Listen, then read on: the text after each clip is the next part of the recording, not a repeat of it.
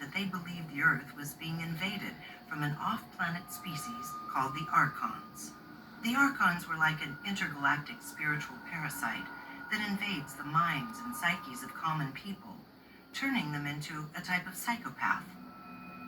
The Gnostics believed that these negative entities had entered into the psyches of most of our leaders, whether they're kings or politicians. The Gnostics preached that one must never fall under the sway of a leader or a religion, as that would open one up to these alien forces. I say that what's being described in Genesis is not the creation of the world, but the creation of a simulation. And the bloodthirsty God of the Old Testament, I say, is this archontic force.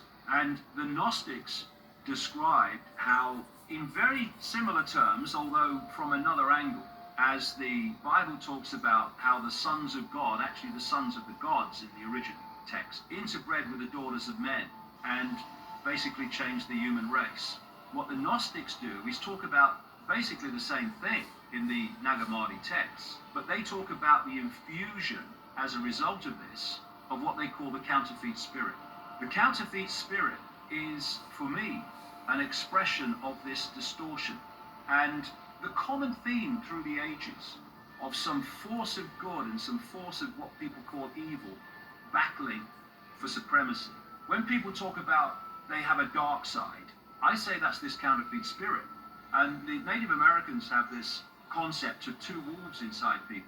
One is goodness and empathy and compassion. One is evil, violence, hatred.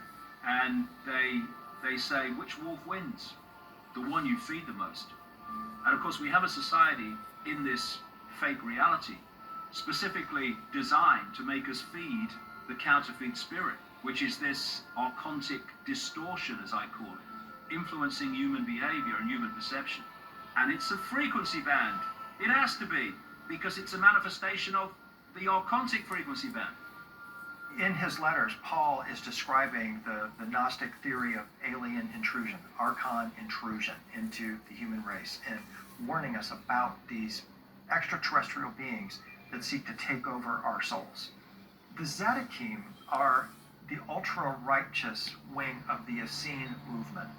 They believed in human perfection. In other words, that humans can become whole, holy, and complete, just like Adam and Eve.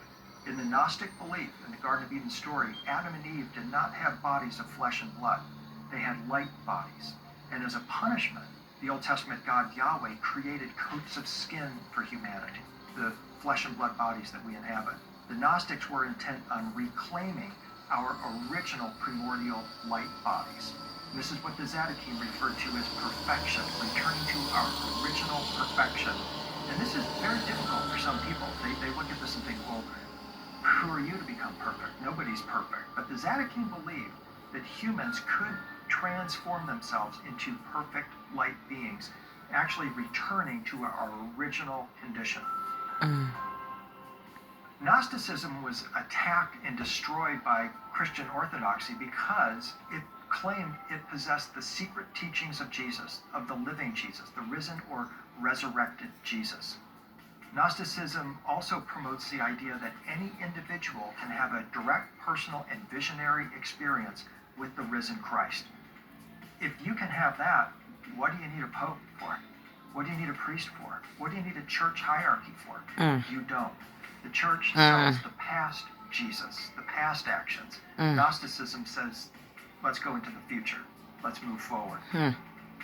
Today we are experiencing a dramatic revival of Gnosticism worldwide. We're recovering knowledge of the Gnostic Gospels, where we've recovered the Dead Sea Scrolls, and now the public literature is starting to open up to the real secret teachings of Jesus, which is absolutely phenomenal.